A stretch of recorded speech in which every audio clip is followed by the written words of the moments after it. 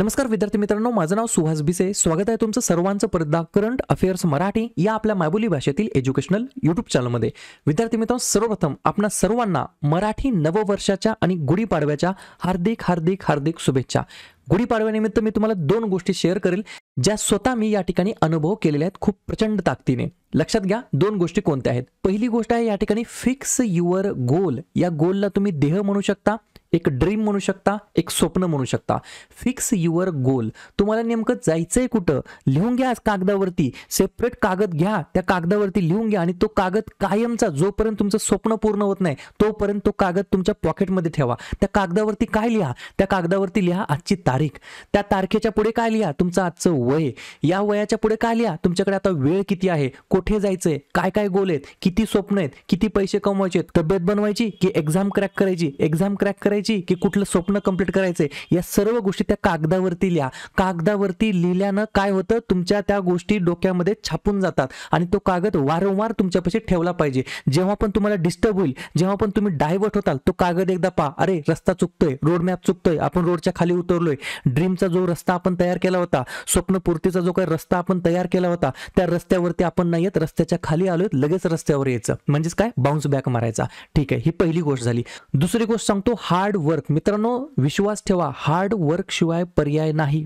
या ठिकाणी smart work जे असतात ते हार्ड वर्क केल्याच्या नंतर लक्षात येतं की शॉर्टकट काय आहे, परंतु आधी तुम्हाला हार्ड वर्क करावं लागतं. हार्ड वर्क म्हणजे नेमकं काय पहा. क्षेत्र कोणतं का असणार, जसं मी आज युट्यूब चालवतो, युट्यूब रन करतो, जॉब करतो, शेअर मार्केट करतो, याच्यामध्ये मला काय करावं लागतं, कन्सिस्टन्सी मेंटेन करावं लागते. मला दररोज येऊन व्हिडिओ टाकावा लागतो. त्या व्हिडिओला लाईक येऊ नाही येऊ, कमेंट येऊ नाही येऊ, चांगल्या कमेंट येऊ वाईट कमेंट येऊ, मला व्हिडिओ टाकावा लागतो. त्याच्यामध्ये हार्ड वर्क आहे, डिसिप्लिन आहे, कन्सिस्टन्सी. हे हार्ड वर्क करत असताना तुम्हाला दोन गोष्टी कायमच्या मेंटेन करायची आहे. पहिली गोष्ट आहे कन्सिस्टन्सी आणि दुसरी गोष्ट आहे डिसिप्लिन. जेव्हा तुम्ही हार्ड वर्क करता, जेव्हा एखाद्या गोष्टीच्या मागे तुम्ही खूप जास्ती मागे लागता, तेव्हाच तुम्हाला या ठिकाणी त्याच्यानंतरच लक्षात येतं की बाबा कुठलंही यश, कुठलंही सक्सेस हे हार्ड वर्क केल्याशिवाय मिळत नाही. त्याच्यामुळे तुमचं स्वप्न फिक्स करा. एकदा कागदावरती लिहा की बाबा माझ्या आयुष्यामध्ये माझं एक स्वप्न आहे, हे स्वप्न मला कंप्लीट करायचं आहे. मग एक रोड मॅप तयार करा की ठीक आहे, आता ह्या स्वप्नाला कंप्लीट करण्यासाठी मला काय काय करावं लागेल, हे रोड मॅप तयार करा. आणि त्या रोड मॅपवरती जास्तीत जास्त हार्ड वर्क करा. वर्क तर सगळेच करतायत, परंतु हार्ड वर्क कुणी करत नाही, मेहनत कुणी करत नाही. थोडंसं या ठिकाणी अंग दुखलं की अभ्यास सोडून द्यायचा, थोडंसं या ठिकाणी काय झालं की अभ्यासाला निग्लेक्ट करायचं. आपण आतापर्यंत काय केलंय, बाकी सगळ्या गोष्टी केल्यात, फक्त अभ्यासाला निग्लेक्ट केले. त्याच्यामुळे आज या नवीन वर्षापासून एक सवय लावून घ्या, एक दररोजच्या टास्क बनवायच्या. आज मी तुमचे 2 मिनिट एक्स्ट्रा घेतो. पहा, जेव्हा पण तुम्ही सकाळी उठता, 5 वाजता उठता, 6 वाजता उठता, 5:30 ला उठता, उठल्यानंतर तुमच्याकडे कागद पाहिजे की बाबा मला आजच्या दिवसामध्ये नेमकं काय काय करायचं आहे.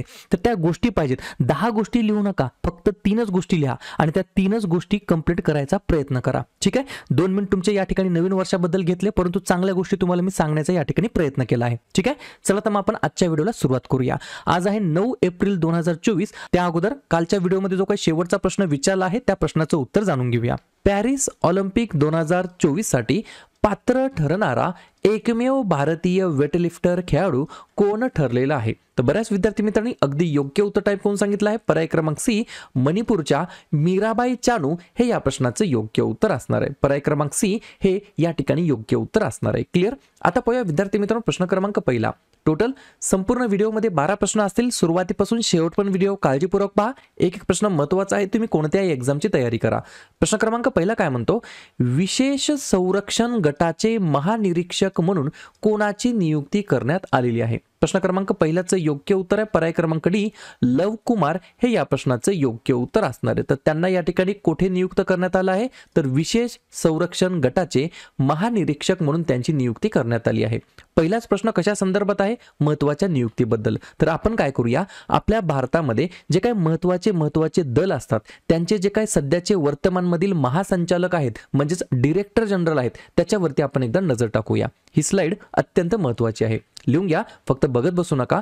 BSF चे महासंचालक आहेत नितीन अग्रवाल, CRPF चे महासंचालक आहेत अनिश दयाल सिंग, CISF चे महासंचालक आहेत नीना सिंग, ITBP चे महासंचालक आहेत राहुल रसगोत्रा, SSB चे महासंचालक आहेत दलजीत सिंग चौधरी. हेच दलजीत सिंग चौधरी NSG चे सुद्धा महासंचालक म्हणून कामकाज पाहत आहेत. IB चे महासंचालक आहेत तपन कुमार डेका, रॉचे महासंचालक आहेत रवी सिन्हा, CBIचे महासंचालक आहेत प्रवीण सूद, ICGचे महासंचालक आहेत राकेश पाल, BROचे महासंचालक आहेत रघु श्रीनिवासन आणि SPGचे महासंचालक म्हणजेच या ठिकाणी SPGचे संचालक आहेत आलोक शर्मा. क्लिअर. पुढचा प्रश्न, प्रश्न क्रमांक 2, महत्त्वाचा प्रश्न आहे. 2-3 स्टार मार्क करून ठेवा. आपल्या महाराष्ट्रातील एक्झाम मध्ये हा प्रश्न विचारला जाणार. कोणत्या राज्यातील सितार आणि तानपुराला GI टॅग मिळालेला आहे? 2 नंबरच्या प्रश्नाचं योग्य उत्तर आहे पर्याय क्रमांक C, आपलं राज्य महाराष्ट्र राज्य. या ठिकाणी महाराष्ट्र राज्यातील सांगली जिल्ह्यातील मिरज या छोट्याशा गावातील सितार आणि तानपुरा जे काही वाद्य आहे ते वाद्य बनवण्यासाठी हे मिरज गाव कलाकुसरीसाठी प्रसिद्ध आहे. तर त्यांना या ठिकाणी प्रतिष्ठित भौगोलिक संकेत ज्याला आपण GI टॅग बोलतो याने या ठिकाणी सन्मानित करण्यात आलं आहे. फोटोच्या माध्यमातून तुम्ही जाणून घेऊ शकता. ठीक आहे. तर सितार आणि तानपुराला या ठिकाणी GI टॅग मिळालेला आहे जे की महाराष्ट्र राज्यातील सांगली जिल्ह्यातील मिरज या गावाला बिलॉंग करतात. ठीक आहे. प्रश्न कशा संदर्भात आहे? महत्त्वाच्या सर्टिफिकेशन देण्यात आलेल्या GI टॅग बद्दल. तर लगेच अलीकडील काही काळामध्ये वेगवेगळ्या राज्यातील वेगवेगळ्या प्रोडक्ट्सला या ठिकाणी GI टॅगने सन्मानित करण्यात आलं आहे. ते प्रोडक्ट्स आणि ते राज्य कोणकोणते आहेत त्याच्यावरती चर्चा करूया. काश्मीर केसर हा जो काही GI टॅग प्राप्त झाला आहे तो आहे जम्मू काश्मीरचा. मणिपुरी काळा तांदूळ मणिपूरमधील आहे. अमरोहा ढोलक उत्तर प्रदेश. सांबाळ हॉर्नक्राफ्ट उत्तर प्रदेश. पांढरा कांदा अलिबाग महाराष्ट्र.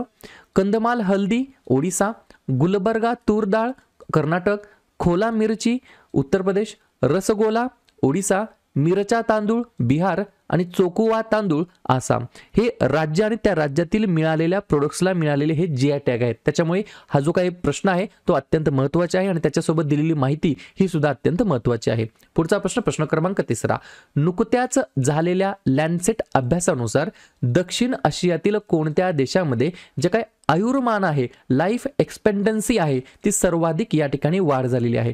3 नंबरच्या प्रश्नाचं योग्य उत्तर आहे पर्याय क्रमांक बी फॉर भूतान हे या प्रश्नाचं योग्य उत्तर असणार आहे. 2-3 पॉइंट लिहून घ्या. कोविड-19 असून देखील जागतिक आयुर्मानामध्ये 6.2 वर्षांनी वाढ झालेली आहे. लॅन्सेटच्या आलेल्या अभ्यासाच्या अहवालानुसार 2021 मध्ये कोविड-19 मुळे जागतिक स्तरावरती मृत्यूचे दुसरे प्रमुख कारण बनलं होतं कोविड-19 पॅन्डेमिक. भारताचा एक भाग असलेल्या दक्षिण आशियाई प्रदेशांमध्ये भूतानमधील जे काही आयुर्मान आहे त्याच्यामध्ये 13.6 वर्षांनी वाढ झाली आहे. त्याच्यानंतर या ठिकाणी बांगलादेशचा क्रमांक आहे 13.3 वर्षांनी वाढ झाली आहे.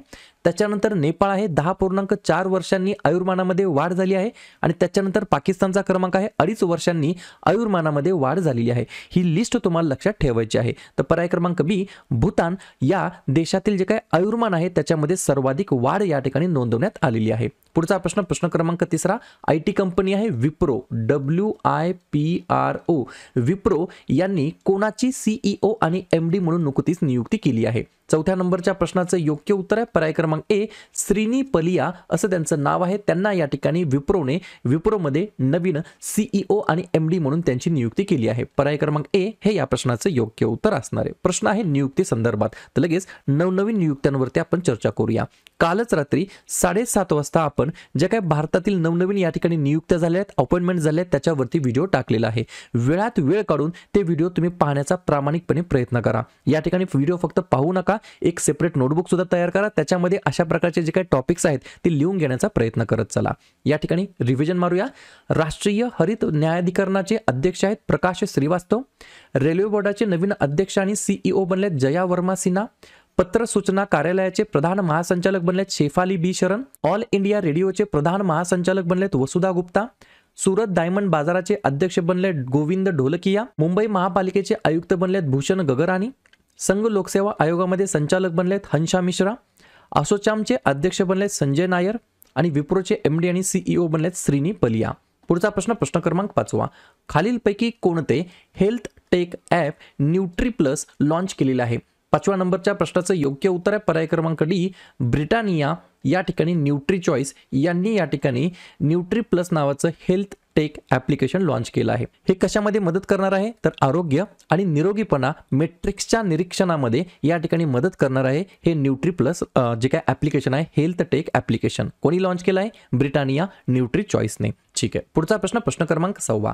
2024च्या WEF म्हणजेच world economic forum young global लीडर्समध्ये जे काही क्लास आहे त्याच्यामध्ये किती भारतीयांचा समावेश करण्यात आला आहे? 6व्या नंबरच्या प्रश्नाचं योग्य उत्तर आहे पर्याय क्रमांक सी.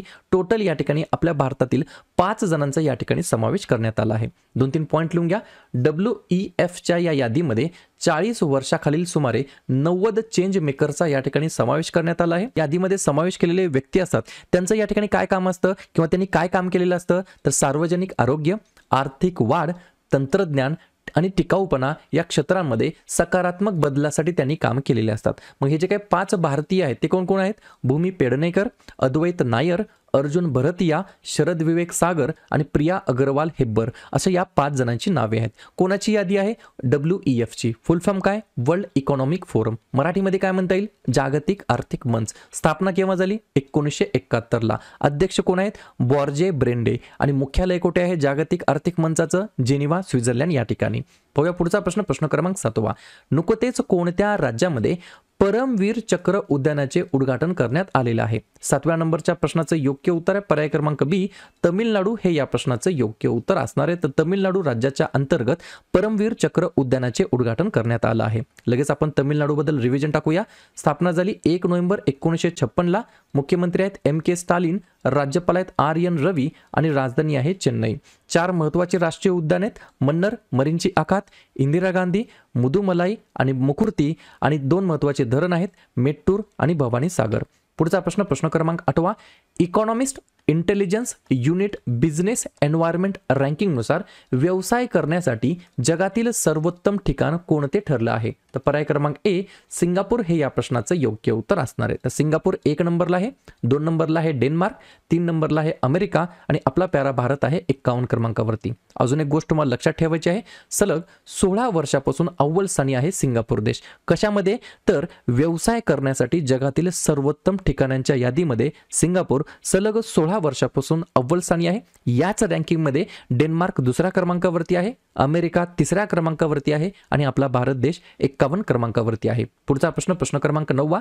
दरवर्षी जलसंधारण दिवस केव्हा साजरा करण्यात येत असतो? 9व्या प्रश्नाचं योग्य उत्तर आहे पर्याय क्रमांक डी. आजच्याच दिवशी 9 एप्रिलला दरवर्षी विद्यार्थी मित्रांनो आपण जलसंधारण दिवस म्हणून आपण साजरा करतो. ठीक आहे, प्रश्न कशा संदर्भात आहे? महत्त्वाच्या दिवसाबद्दल. तर लगेच एप्रिल महिन्यातील जे काही महत्त्वाचे दिवस आहेत त्याच्यावरती आपण चर्चा करूया. लिहून घ्या. 1 एप्रिल ते 7 एप्रिल पहिला आठवडा आपण अंधत्व प्रतिबंध आठवडा म्हणून आपण साजरा करतो. 2 एप्रिल आंतरराष्ट्रीय बाल पुस्तक दिवस. 4 एप्रिल खान जागृतीसाठी आंतरराष्ट्रीय दिवस. 5 एप्रिल राष्ट्रीय सागरी दिवस. 7 एप्रिल जागतिक आरोग्य दिवस. 9 एप्रिल जलसंधारण दिवस. 11 एप्रिल महात्मा ज्योतिबा फुले यांची जयंती तसेच जागतिक पार्किन्सन दिवस असतो. 13 एप्रिल जालियनवाला बाग स्मृती दिवस. 14 एप्रिल डॉक्टर बाबासाहेब आंबेडकर यांची जयंती. 15 एप्रिल जागतिक कला दिवस तसेच जागतिक सांस्कृतिक दिवस. 16 एप्रिल जागतिक ध्वनी दिवस. 18 एप्रिल आंतरराष्ट्रीय स्मारके व जागा दिवस आणि जागतिक वारसा दिवस. 21 एप्रिल भारतीय नागरी सेवा दिवस. 22 एप्रिल जागतिक पृथ्वी दिवस. 23 एप्रिल जागतिक पुस्तक दिवस आणि इंग्रजी भाषा दिवस. 24 एप्रिल भारतीय पंचायती राज दिवस. 25 एप्रिल जागतिक मलेरिया दिवस. 26 एप्रिल जागतिक बौद्धिक मालमत्ता दिवस आणि 29 एप्रिल आंतरराष्ट्रीय नृत्य दिवस. क्लिअर? पाहूया पुढचा प्रश्न प्रश्न क्रमांक 10. चंद्र ध्रुवीय शोध मोहीम अलीकडेच बातम्यांमध्ये खूप चर्चेमध्ये आलेली आहे. तर कोणत्या 2 अवकाश संस्थांमधील ही संयुक्त मोहीम आहे? 10व्या नंबरच्या प्रश्नाचं योग्य उत्तर आहे पर्याय क्रमांक सी. इस्रो आणि जाक्सा. पहा या ठिकाणी इस्रो बद्दल तर तुम्हाला माहित आहे, परंतु जाक्सा बद्दल माहित आहे का? जर नसेल माहित तर लगेच लिहून घ्या. JAXA फुल फॉर्म लिहून घ्या.